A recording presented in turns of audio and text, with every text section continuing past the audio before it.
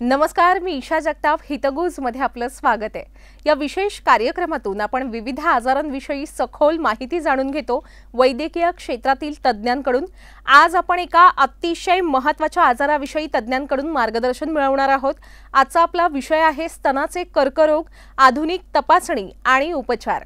ज्याबद्दल आपल्याला मार्गदर्शन करण्यासाठी आजच्या कार्यक्रमात सहभागी झाले आहेत डॉक्टर उन्मेष विद्याधर टाकळकर. नमस्कार डॉक्टर, कार्यक्रमात आपलं स्वागत आहे. नमस्कार. चर्चेला सुरुवात करूया. तत्पूर्वी डॉक्टरांची ओळख करून घेऊया. डॉक्टर उन्मेष विद्याधर टाकळकर हे प्रसिद्ध प्रख्यात असे जनरल आणि ऑन्कोसर्जन आहेत. कॅलिफोर्नियामध्ये पार पडलेल्या आंतरराष्ट्रीय परिषद डायजेस्टिव्ह डिझीज वीक 2025 मध्ये डॉक्टर उन्मेष टाकळकर यांनी सादर केलेल्या विशेष वैद्यकीय केसचं अगदी जगभरात कौतुक केलं गेलं. तसंच सर्वोत्कृष्ट केस पुरस्कारानं त्यांना सन्मानित सुद्धा केलं गेलं. डॉक्टर टाकळकरांचं आंतरराष्ट्रीय स्तरावर प्रकाशित होणाऱ्या वैद्यकीय पुस्तकात स्तनाच्या कर्करोगावरील एक चॅप्टर निवडलं गेलं. 2007 मध्ये सिग्मा हॉस्पिटल आणि 2013 मध्ये युनायटेड सिग्मा हॉस्पिटलची स्थापना करण्यात आली. आंतरराष्ट्रीय केअर ग्रुपसोबत भागीदारी करून केअर सिग्मा हॉस्पिटल सुरू आहेत. डॉक्टर टाकळकरांच्या नेतृत्वात सिग्मा हॉस्पिटलची अगदी अद्वितीय कामगिरी सुरू आहे. मराठवाड्यात कॅडिव्हरिक अवयवदान करणारे, हृदय प्रत्यारोपण सुरू करणारे आणि होमोग्राफ टिश्यू बँक तयार करणारे मराठवाड्यातील व मध्य महाराष्ट्रातील पहिलं NABH मान्यताप्राप्त रुग्णालय म्हणून ओळखलं जातं. किडनी व liver transplant, bone marrow transplant, cochlear implant सारख्या सुविधा सुद्धा एकाच छताखाली उपलब्ध करून दिल्या आहेत. डॉक्टर उन्मेष यांचा सार्वजनिक आरोग्य जागरूकता मोहिमांमध्ये सक्रिय सहभाग असतो. तसंच त्यांनी GI विजन आंतरराष्ट्रीय परिषद अनेकदा आयोजित केले आहेत. वैद्यकीय विस्तृत क्षेत्रात डॉक्टर उन्मेष टाकळकर हे समर्पण आणि आकांक्षेचे आदर्श मानले जातात. आता आपण आजच्या चर्चेला सुरुवात करूया. डॉक्टर, सुरुवातीला सांगा की सामान्यपणे महिलांमध्ये अशा कोणत्या समस्या आढळतात ज्यांची वेळीत तपासणी केली गेली नाही तर त्या गंभीर आजाराचं रूप घेऊ शकतात? नमस्कार. आज आपण बोलणार आहोत महिलांच्या कॅन्सर संबंधी आणि जास्त करून आज आपण स्तनाचा कॅन्सर यावर आपण चर्चा करणार आहोत. तर महिलांमध्ये जे कॅन्सरचे प्रमाण आहे ते रुरल एरियामध्ये, अर्बन एरियामध्ये यामध्ये थोडासा वेगळा डिफरन्स आहे. तर आपल्या भारत देशामध्ये स्तनाचं प्रमाण हे नंबर 1ला अर्बन एरियामध्ये आहे, तर नंबर 2ला रुरल एरियामध्ये आहे. पण रुरल एरियामध्ये जिथे खेड्यागावामध्ये गर्भाशयाच्या पिशवीचं कॅन्सर हा नंबर 1ला आहे. आणि तिसरा जो कॅन्सर जाणवतो स्त्रियांमध्ये तो म्हणजे अंडाशयाचा कॅन्सर, युट्रसचा कॅन्सर. त्याच्यानंतर मग कोलॉन कॅन्सर, स्टमक कॅन्सर, फुफ्फुसाचा कॅन्सर असे कॅन्सरचे बरेचसे प्रकार आहेत. पण या 2 ते 3 अवयवाचं जे रिप्रोडक्टिव्ह ऑर्गन आहे याचा कॅन्सर मुख्यतः स्त्रियांमध्ये जाणवतो. आणि आज आपण याच्यामध्ये स्तनाचा कर्करोग याविषयी आपण मॅक्झिमम चर्चा करणार आहोत. आणि तुम्हाला मी या विषयासंबंधी जे जवळपास सर्व प्रश्न जे आहेत आपल्या मनातले त्याची आपण शंका निरसन करण्याचा प्रयत्न करणार आहोत. अच्छा डॉक्टर, स्तनाचे कर्करोग अर्थात ब्रेस्ट कॅन्सरची सुरुवातीची लक्षणं कोणती असतात आणि आता ते तपासण्यासाठी कोणत्या आधुनिक पद्धती आलेल्या आहेत? ब्रेस्ट कॅन्सर हा जो आहे हा ब्रेस्ट कॅन्सर म्हणजे स्तनामधली गाठ. प्रत्येक स्तनामधली गाठ ही ब्रेस्ट कॅन्सरच असते असं नाही आहे.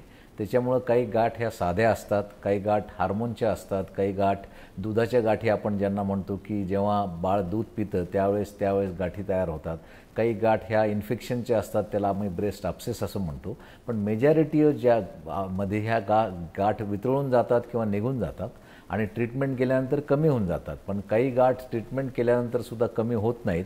अशा वेळेस आपण त्याला ब्रेस्ट कॅन्सरचं निदान होऊ शकतं किंवा अशी शंका उपस्थित होऊ शकते. त्याच्यामुळे यांची जे लक्षणं आहेत की स्तनामध्ये गाठ असणे, नंतर एखाद्या वेळेस स्तनाची जी कातडी आहे तिच्यावर पुरळं येणे, नंतर निप्पलमधून डिस्चार्ज येणे किंवा हाताला मोठी कडक गाठ लागणे किंवा बगलेमध्ये गाठी असणे किंवा काही कधीकधी स्तनाच्या कॅन्सरचे जे रुग्ण आहेत त्यांची जी समस्या आहे की त्यांना मेटास्टॅटिस डिसीज म्हणजे स्तनाचा कॅन्सर दुसरीकडे गेल्यानंतर जे सिम्पटम येतात ते सुद्धा कधीकधी येऊ शकतात. जसं पेशंटला कावीळ होणे, एखाद्याचं सडनली हाड तुटणे किंवा ह्या ज्या गोष्टी आहेत या गोष्टी मेटास्टॅटिक कॅन्सर डिसीज म्हणून आम्ही म्हणतो. तर त्याचीसुद्धा हे लक्षणं असू शकतात. आणि यामध्ये आपण ज्या तपासण्या करत आहोत त्या याच्यामध्ये मुख्य म्हणजे यामध्ये प्रिव्हेन्शन आणि तपासणीचे जे 2 प्रकार आहेत. प्रिव्हेन्शन करता मी नंतर सांगेलच आपल्याला, पण तपासणीमध्ये जनरली आम्ही मॅमोग्राफी ही तपासणी करतो, जेणेकरून स्तनाचा जो भाग आहे त्याला एक्सरेमध्ये डिटेक्ट करून किंवा सोनोग्राफीने डिटेक्ट करून त्याच्यामधला जो हार्डनेस आहे किंवा त्याच्यामधली जी गाठ आहे त्याच्यामध्ये सुई टाकणे किंवा बायोप्सी करणे, या 2 प्रकारांनी त्याचं निदान होऊ शकतं. CT स्कॅन MRIचा फारसा काही उपयोग होत नाही, पण त्याच्यामध्ये अल्ट्रासोनो गायडेड बायोप्सी नंतर मॅमोग्राफी आणि ब्रेस्टची जी बायोप्सी आहे ही बायोप्सी आपण घेतो आणि याच्यामध्ये तपासणीची जी त्यांना डायग्नोज करण्याची ही जी पद्धत आहे ही कॉमन पद्धत आहे आणि त्याला आम्ही डायग्नोज करून नंतर फर्दर प्रोसेसिंगसाठी पाठवतो, जेणेकरून त्याची हार्मोनल टेस्टिंग, हर्सेप्टिन टेस्टिंग, ज्या काही टेस्टिंग आहे या सर्व टेस्टिंग करून मग पेशंटची ट्रीटमेंट प्लॅन करतो डिपेंडिंग ऑन त्यांच्या स्टेजवरून. खरं तर डॉक्टर, स्तनाच्या कर्करोगाचे विविध प्रकार आहेत. हे प्रकार कोणकोणते आहेत याविषयी सविस्तरपणे माहिती द्या. ब्रेस्ट कॅन्सरचे प्रकार म्हणण्यापेक्षा ब्रेस्ट कॅन्सर हा यंग एजमध्ये होतो, एक मिडल एजमध्ये असतो आणि ओल्ड एजमध्ये असू शकतो. आणि एक लॅक्टेटेटिंग कॅन्सर म्हणून एक प्रकार आहे, तो म्हणजे ज्या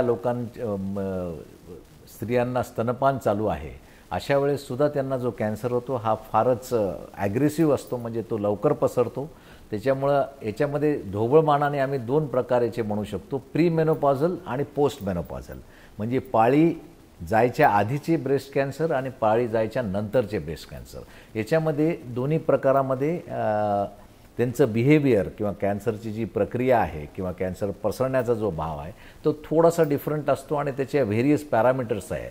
आज ब्रेस्ट कॅन्सरवर एवढं संशोधन झालेलं आहे, एवढ्या ट्रीटमेंट अवेलेबल आहेत की ब्रेस्ट कॅन्सरला आम्ही पूर्वी 5 वर्ष, 7 वर्ष, 10 वर्ष असं आयुष्य जर मिळालं तर फार चांगलं होईल असं म्हणायचो, पण आता ब्रेस्ट कॅन्सरला 15 वर्ष, 20 वर्ष, 25 वर्ष, 30 वर्ष अशी सुद्धा लाईफ एक्सपेक्टन्सी आम्ही सांगू शकतो. कारण आपल्याला आताचे व्हेरियस मोडॅलिटीज ऑफ ट्रीटमेंट जे अवेलेबल आहेत त्या मोडॅलिटीज ट्रीटमेंट जर कंबाईन केल्या आणि त्याची व्यवस्थित जर अभ्यास केला तर हा आजार जवळपास क्युअर होऊ शकतो आणि परत येण्याचे चान्सेस हे खूपच कमी असतात.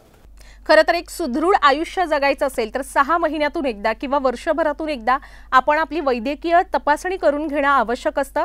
विशेषतः ब्रेस्ट कॅन्सरसाठी महिलांनी स्वतःहून पुढाकार घेऊन तपासणी करायला हवी. याविषयी आपण काय सल्ला द्याल? महिलांनी आपल्या ब्रेस्ट कॅन्सरसाठी करण्यासाठी ही पब्लिक एज्युकेशनचा हा पार्ट आहे. प्रत्येक महिलांनी आपल्याला ब्रेस्ट सेल्फ एक्झामिनेशन म्हणजे स्वतःची ब्रेस्ट ही स्वतःच तपासून घ्यायची, डॉक्टरांची त्याला काही गरज नाही आहे. आणि मॅमोग्राफी, डिजिटल मॅमोग्राफी आणि एक पोर्टेबल मॅमोग्राफी नावाचं आमच्याकडे एक इलेक्ट्रोमॅग्नेटिक थेरपीचं एक पोर्टेबल मशीन आहे, जे आम्ही खेड्याखेड्यामध्ये नेतो आणि तिथे खेड्यामध्ये दाखवून ते मशीनवर मोबाईलवर त्याची रिपोर्टिंग होतं आणि ते रिपोर्ट पाठवले जातात, जे स्तनामध्ये ब्रेस्टमध्ये गाठ आहे का नाही हे सुद्धा डिटेक्ट करतं. त्याच्यामुळं आय ब्रेस्ट स्कॅन म्हणतो आम्ही त्याला. हे UK आलेलं एक मशीन आहे जे आपल्या इंडियामध्ये FDA अप्रूव्ड आहे, पण हे अमेरिकेत आणि त्या भागामध्ये अप्रूव्ड नाही आहे, पण हे इकडे अप्रूव्ड असल्यामुळे याची आम्ही स्क्रीनिंग टेस्टसाठी म्हणून उपयोगी करतो. तर याचा पुढाकार महिलांनी असं सांगायला पाहिजे की ब्रेस्ट कॅन्सर जे आहे ते आपल्याला कोणालाही होऊ शकतं. त्याच्यामुळे सर्वप्रथम एज्युकेशनलचा जो भाग आहे की ब्रेस्ट कॅन्सरला आपली फॅमिली हिस्ट्री विचारली पाहिजे. आपल्या आईला, आपल्या मावशीला, आपल्या आत्या, काकू, मामा, मामी यांना कुठला कॅन्सर आहे का? जर घरात कुठलीही फॅमिली हिस्ट्री असेल कॅन्सरची तर आपल्याला कॅन्सर होण्याची शक्यता जास्त असते. जर ब्रेस्ट ओव्हरी या दोघांपैकी कुठला कॅन्सर असेल तर ब्रेस्ट ओव्हरियन सिंड्रोम म्हणून एक सिंड्रोम आहे ज्याच्यामध्ये ब्रेस्ट आणि ओव्हरीचा कॅन्सर होतो, तसं काही आहे का? नंतर कुठली जरी जी गाठ असली, स्तनामधली जी गाठ आहे ती नेहमी त्याचं निदान केलं पाहिजे, त्याची बायोप्सी केली पाहिजे, डॉक्टरांचा सल्ला घेतला पाहिजे आणि गाठ काढून ते साधं जरी असेल तरी त्याचं प्रकार जो आहे, साधे जरी गाठ असेल तरी त्याचा प्रकार जो आहे तो बघितला पाहिजे. कारण काही गाठीचे जे प्रकारस आहेत, फ्लोरिड इपिथेलिओसिस किंवा सिस्टिक फायब्रोसिस किंवा हे जे याच्यामध्ये जे इपिथेलिओसिसचं प्रमाण जास्त असेल हिस्टोपॅथॉलॉजीवर किंवा तपासल्यानंतर, तर अशा लोकांना साधी गाठ असतानासुद्धा 4-5 वर्षांनी किंवा 10 वर्षांनी कॅन्सर होण्याची शक्यता जास्त असते. त्याच्यामुळे महिलांनी आपल्या मैत्रिणींना, आपल्या जिथे राहतो तिथे आपण एखाद्या सोशल गॅदरिंगमध्ये जातो, तिथे जेव्हा केव्हा वेळ मिळेल त्यावेळेस ब्रेस्ट सेल्फ एक्झामिनेशन कशी करायची, नंतर मॅमोग्राफी कशी करून घ्यायची आणि याच्याबद्दलचं चर्चा करून त्यांना जर सांगितलं तर यांची जनजागृती आणि महिलांमध्ये जागृती खूप होईल, जेणेकरून ब्रेस्ट कॅन्सर हा लवकर डिटेक्ट होईल आणि ज्यांना लवकर डिटेक्ट होईल त्यांना आपण 25, 30, 35 वर्षाचं आयुष्य आरामात देऊ शकतो. स्तनाच्या कर्करोगावर शस्त्रक्रिया सुद्धा केल्या जातात डॉक्टर. या प्रकारच्या कर्करोगावर शस्त्रक्रियेचं महत्त्व किती आहे आणि कोणकोणत्या शस्त्रक्रिया केल्या जातात? ब्रेस्ट कॅन्सर जेव्हा आम्ही ट्रीटमेंट करतो याच्यामध्ये मोडॅलिटीज ऑफ ट्रीटमेंट जे आहेत, एक तर ऑपरेशन आहे, दुसरं किमोथेरपी आहे, तिसरं रेडिएशन आहे, चौथं इम्युनोथेरपी आहे, पाचवं टार्गेटेड थेरपी आहे, नंतर हार्मोनल थेरपी आहे आणि याच्यात जर ओव्हरी काढून टाकणे किंवा जे टार्गेटेड ॲब्लेशन थेरपी आहे ही सुद्धा थेरपी आहे. काही लोकांना ब्रेनमध्ये आहे तर त्याच्यामध्ये ब्रेन मेटास्टॅसिस करायला नवीन नवीन प्रकारच्या टार्गेटेड थेरपीज आलेल्या आहेत आणि काही टॅबलेट्ससुद्धा आलेले आहेत. नंतर रिसेप्टरच्या स्टडी आहेत, त्याच्यावर जे टार्गेट्स आलेले आहेत त्या टार्गेटवर सुद्धा थेरपी आहे, त्याचे वेगवेगळे प्रकार आलेले आहेत. तर या सर्व कॉम्बिनेशनमध्ये जेनेटिक स्टडी आणि पेशंटच्या जेव्हा ब्लॉक आम्ही करतो किंवा बायोप्सी घेतो त्याच्यावर हे सगळे प्रकार, estrogen receptor, progesterone receptor, Herceptin, genetic panel, BCRA जे ब्रेस्ट कॅन्सरचे जे BRCA नावाचं एक जीन आहे, जीन थेरपी, त्याच्यामध्ये जीन आहे का नाही आहे, बाकीचे कुठले प्रकार आहे, सगळ्याची बेसिक माहिती जेव्हा आपल्याला मिळते त्यावेळेस त्याची ट्रीटमेंट प्लॅन होते. आजकाल पूर्वी पूर्ण ब्रेस्ट काढणं हे एक रुटीन काम होतं, पण आता ब्रेस्ट आम्ही वाचवायचा प्रयत्न करतो आहे. म्हणजे ब्रेस्ट कॅन्सर झाला म्हणजे ब्रेस्ट कॅन्सर लगेच ब्रेस्ट काढायची किंवा स्तन काढून टाकायला लागतं अशातला भाग नाही आहे. काही सिलेक्टेड केसेसमध्ये स्तन आपल्याला काढायला लागतं, जेणेकरून समजा निप्पलचा कॅन्सर आहे किंवा निप्पलच्या खाली कॅन्सर आहे, खूप मोठा कॅन्सर आहे, तर अशा पोझिशनमध्ये साईज ऑफ द ब्रेस्ट छोटी आहे, अशा पोझिशनमध्ये आपण ब्रेस्ट कॉन्झर्व म्हणजे वाचवू शकत नाही. पण मेजॉरिटी ऑफ द टाइम्स आम्ही ब्रेस्ट वाचवायचा प्रयत्न करतो, जेणेकरून बगल्यातल्या गाठी काढणे, ब्रेस्टची गाठ काढणे, त्याची तपासणी करणे आणि पेशंटला नंतर किमोथेरपी आणि रेडिएशन हे देण्याने ब्रेस्ट कॅन्सरमध्ये आपल्याला लाँग प्रकारचं आयुष्य मिळवता येते. नंतर किमोथेरपीचे जे सायकल्स आहेत ते 6 सायकल्स 8 सायकल्स डिपेंडिंग ऑन तुमच्या रिपोर्टवर ते आम्ही देतो. नंतर हार्मोनची आहे की त्याच्यानंतर एक 4 ते 5 वर्ष 10 वर्षसुद्धा स्टडी आलेली आहे. हार्मोन थेरपीची स्टडी आम्ही देतो आणि हार्मोनची ट्रीटमेंट ही फार महत्त्वाची आहे. ती गोळी आपण जवळपास 5 ते 10 वर्ष आपल्याला घ्यायला लागते, डिपेंडिंग ऑन तुमच्या प्री मेनोपॉझल किंवा पोस्ट मेनोपॉझल जे स्टेटस आहे ते. त्याच्यामुळं सर्जरीचं महत्त्व असं आहे की सर्जरी आता छोटी छोटी होत चाललेली आहे. कॉन्झर्वेटिव्ह सर्जरी आलेली आहे. नंतर बगल्यातल्या नोड्ससुद्धा काढायचं, ते सुद्धा आम्ही नर्व स्पेअरिंग करतो. म्हणजे नंतर पेशंटला जो हातावर जर समजा ऑपरेशन केलं तर हातावर सूज येते, नंतर इथे नमनेस येतो, एखादा नर्व डॅमेज होते, तर तीसुद्धा नर्व वाचवायचा आम्ही प्रयत्न करतो, जेणेकरून पेशंटचं जी मॉर्बिडिटी आहे आणि क्वालिटी ऑफ लाईफ आहे ते एकदम नॉर्मल पहिल्यासारखं राहावं असं आम्ही त्याच्यामध्ये प्रयत्न करतो. अच्छा डॉक्टर, एकदा शस्त्रक्रिया पार पडली महिलेवर की त्यानंतर उपचार कसे असतात, कशी काळजी घेतली जाते तिची? सर्वात महत्त्वाचं जी सर्जरीनंतरची उपचार पद्धती आहे ती म्हणजे किमोथेरपी. याच्यामध्ये किमोथेरपीमध्ये 6 सायकल्स किंवा 8 सायकल असतात. त्याच्यामुळे डिपेंडिंग ऑन तुमच्या estrogen receptor, progesterone receptor, Herceptin जर तुमचं पॉझिटिव्ह असेल तर तुम्हाला 17 सायकल घ्यायला लागतात आणि त्यासुद्धा तेही टार्गेटेड थेरपी आहे. टार्गेटेड थेरपी जे म्हणतो तर याच्या सायकल घेण्याने आपल्याला लाँग लाईफ मिळतं आणि ब्रेस्ट कॅन्सरचं रिकरन्स जो आहे, परत येण्याचं प्रमाण हे फार कमी होतं. आता ह्या टार्गेटेड थेरपी फारच स्वस्त झालेल्या आहेत. आपल्या भारत सरकारने याला आपल्या योजनामध्ये आणून फार चांगलं काम केलेलं आहे आणि या योजनामध्ये अवेलेबल आहेत आणि याच्याकडून पूर्वी याची किंमत जी लाख रुपये, 70-80 हजार रुपये, लाख रुपये असायची, आता ही किंमत आपल्या सर्वसामान्याला योजनेमध्ये फ्री ऑफ चार्ज मिळत आहे. त्याच्यामुळं याचासुद्धा लाभ आम्ही लोकांना देतो. नंतर किमोथेरपी सेकंड लाईन म्हणा किंवा वीकली किमोथेरपी म्हणा, 3 वीकली किमोथेरपी म्हणा, अशा किमोथेरपी डिपेंडिंग ऑन त्यांचा हिस्टोपॅथॉलॉजिकल रिपोर्ट आहे त्या आम्ही त्याच्यामध्ये डिसाईड करतो. नंतर लोकली ॲडव्हान्स ब्रेस्ट कॅन्सर किंवा जास्त जर आजार असेल तर त्यांना रेडिएशनसुद्धा आम्ही रेडिएशनचाही सल्ला देतो. आणि दुसरी गोष्ट म्हणजे इम्युनोथेरपी, म्हणजे काही ॲडव्हान्स थेरपीना पामोलिझुमॅब म्हणा किंवा कॅथ्रुडा नावाचं जे ड्रग आहे, जे कुठले ड्रग अवेलेबल आहे आता ते सर्व ड्रग हे आम्ही त्याच्यामध्ये देण्याचा प्रयत्न करतो. आणि बिवासिझुमॅब आहे किंवा RSचे मॅप आलेले आहेत आणि नंतर जे मॅप्स आलेले आहेत ते मॅप्स जे सुद्धा द्यायचा आम्ही प्रयत्न करतो. आणि त्याच्यामध्ये जास्त प्रकारे पेशंटला फायदा होण्याची शक्यता असते.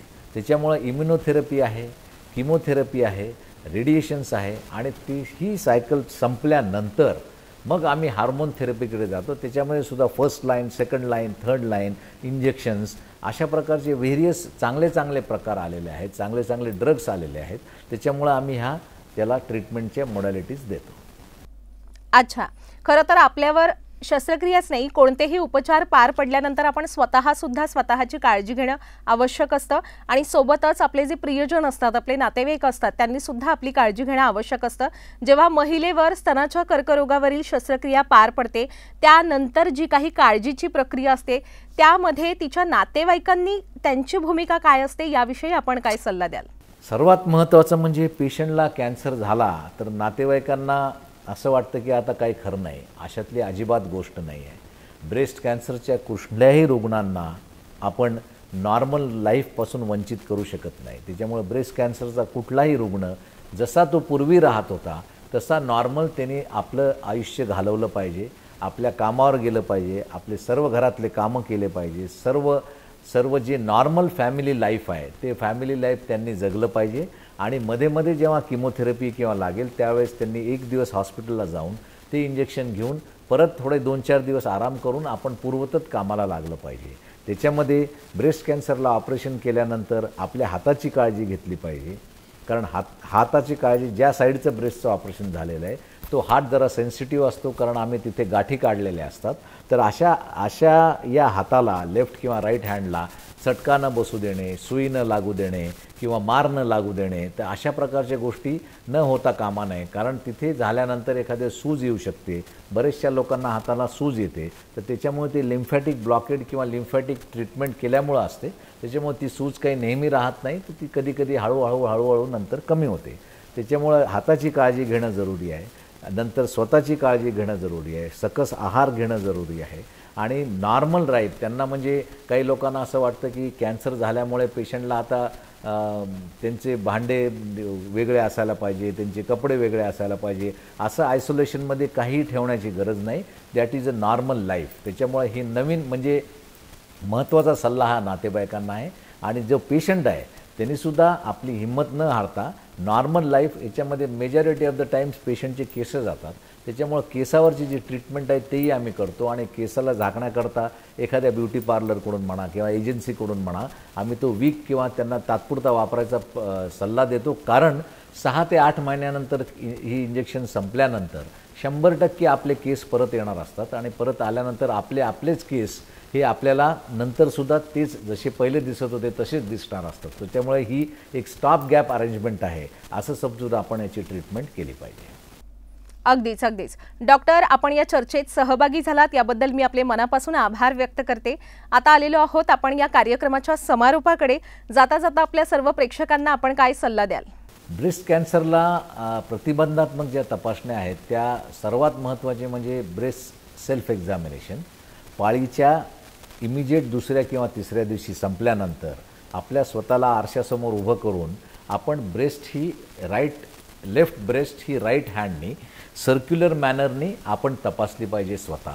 जसंच राईट ब्रेस्ट ही लेफ्ट हँडनी, त्याच्यामुळे असे सर्क्युलर्स, त्याच्यामुळे त्याकडून एका बोटाने तपासून कुठे गाठ आहे का ते बघणे.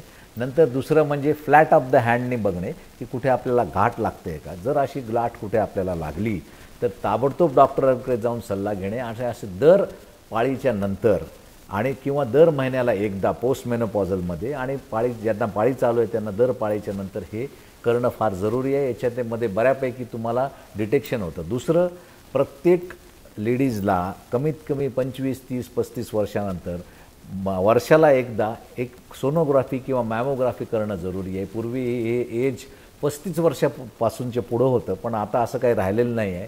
25, 30, 32 वर्षाच्या महिलांनासुद्धा कॅन्सर डिटेक्ट झालेला बघितलेला आहे.